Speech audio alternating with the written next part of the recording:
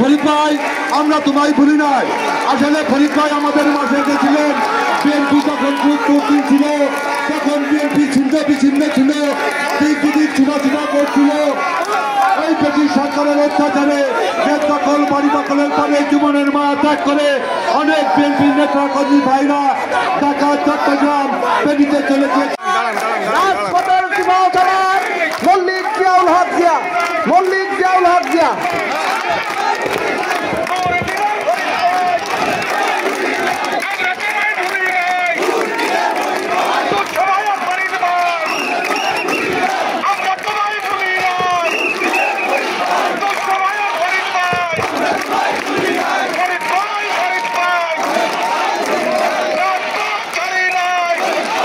যুবদলের নেতৃবৃন্দ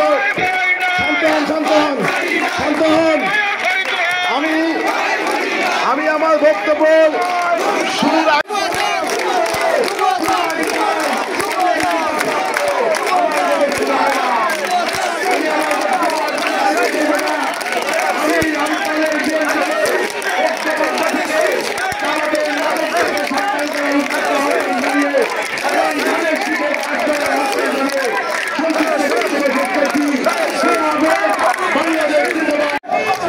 বিসমিল্লাহিররহমানিররহিম।